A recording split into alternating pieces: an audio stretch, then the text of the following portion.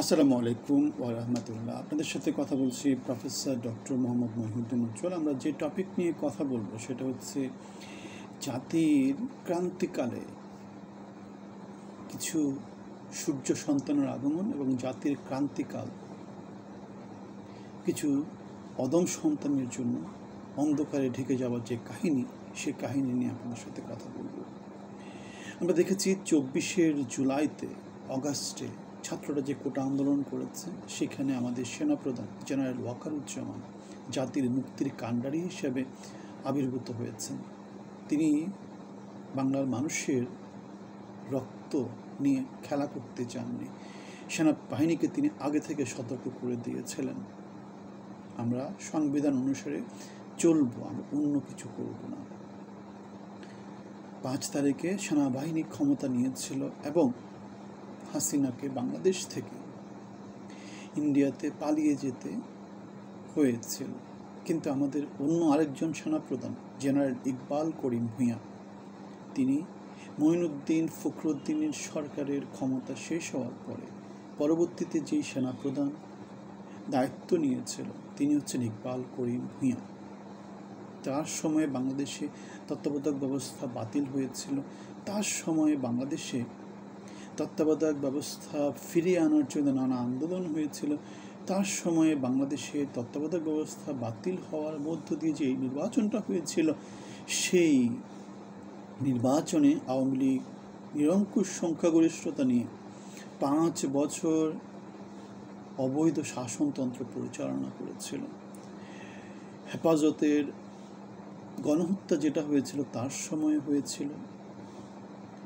অথচ সেই ইকবাল করিম ভূঁইয়া বাংলাদেশের রাজনীতিতে এখন নানা রকমের ভূমিকা রেখে যাচ্ছেন।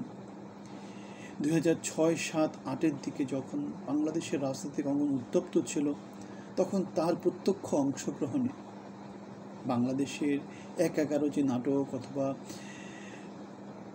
ইয়াজউদ্দিনকে সরিয়ে দিয়ে মঈনুদ্দিন ফখরুদ্দিনের যেই কার্যক্রম, এগুলো সব, যেহেতু তিনি শীর্ষ নেতৃত্ব, তিনি তখন সিজিএস ছিলেন, চিফ অফ জেনারেল স্টাফ। সুতরাং আমরা এই কথা বলতে পারি, জেনারেল ইকবাল করিম ভূঁইয়া হাসিনার অনেক প্রিয় পাত্র ছিলেন। তার সময়ে তিনি লেফটেন্যান্ট জেনারেল হয়েছেন, সিজিএস ছিলেন, সেনাপ্রধান হয়েছেন। তাহলে এত কিছু যিনি হাসিনার সময় অর্জন করেছেন, তো হাসিনার সাথে তার সম্পর্ক কোনোভাবেই খারাপ ছিল না, সেটা আমরা নিশ্চয়তা দিয়ে বলতে পারি। সেই ইকবাল করিম ভূঁইয়া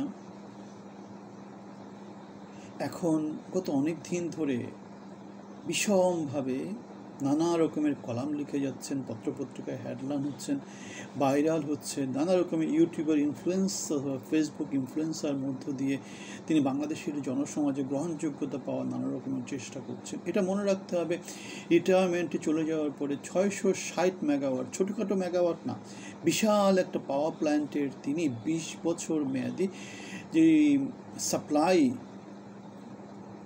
চুক্তি, সেটা তিনি হাসিনার আমলে সম্পন্ন করেছেন এবং তার ফল আগামী অনেক অনেক বছর ধরে আমরা জানি। বিদ্যুৎ সেক্টরে যে লুটপাট হয়েছে হাসিনার সময়ের, এই ইকবাল করিম ভূঁইয়া 660 মেগাওয়াটের বিশাল একটা পাওয়ার প্ল্যান্ট ভাগিয়ে নেওয়ার মধ্য দিয়ে সেই ভাগেরও তিনি অংশী হয়েছেন।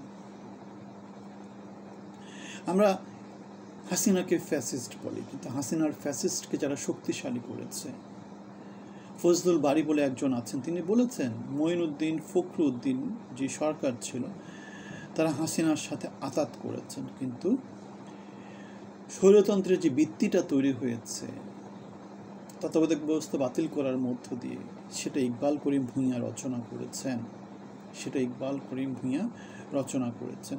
এতে জেনারেল ফজলুল বারী যে কথাটা বললেন, সেই কথাটার সাথে দ্বিমত হওয়ার কোনো কারণ নেই। তার পুরস্কার হিসেবে তিনি সিজিএস ছিলেন, তিনি লেফটেন্যান্ট জেনারেল র্যাঙ্ক ধারণ করেছেন, তারপরে সেনাপ্রধান হয়েছেন, সেনাপ্রধান হিসেবে অনেক দিন সার্ভিস দিয়েছেন, তারপরে তিনি বিদ্যুৎ প্রকল্প পেয়েছেন।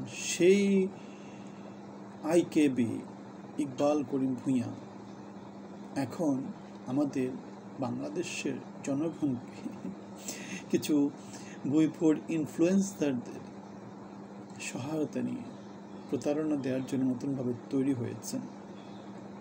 ইন্ডিয়ার পুশব্যাক, রোহিঙ্গা ইস্যু, এগুলো নিয়ে কথা বলছেন, জাতির রাজনীতি নিয়ে কথা বলছেন, রোহিঙ্গা সংকট সমাধানের কথা বলছেন, যে আমাদেরকে 17 বছরের ফ্যাসিজমের মধ্যে ফেলে দিয়েছে, নির্বাচনী ব্যবস্থার বিলোপ করেছে, যে 1/11-তে অবৈধভাবে ক্ষমতা দখল করার জন্য চিফ অফ জেনারেল স্টাফ যার সহযোগিতায় আর্মি মুভ করেছিল, সে ইকবাল করিম ভূঁইয়া 1/11 যে নাটক, সেই নাটকের জন্য না করছেন, অথচ সেই নাটকের কুশীলব হচ্ছেন তিনি। রোহিঙ্গা ইস্যুতে কথা বলছেন, বাংলাদেশের রাজনীতিতে বাংলাদেশের জনগণ কি চাইবে না চাইবে সেটা নিয়ে তিনি কথা বলছেন, অথচ তার সময়কালে তিনি কোনো ভূমিকা রাখেননি। তিনি অবৈধ বিদ্যুৎ ব্যবস্থাপনার, অবৈধ বিদ্যুতের হোয়লুটের যে কারবার, সেই কারবারের অংশী হয়েছেন। সুতরাং বাংলাদেশের সমাজে যে যায় লঙ্কায় সে হয় রাবণ, ইকবাল করিম ভূঁইয়া তার ব্যতিক্রম নন।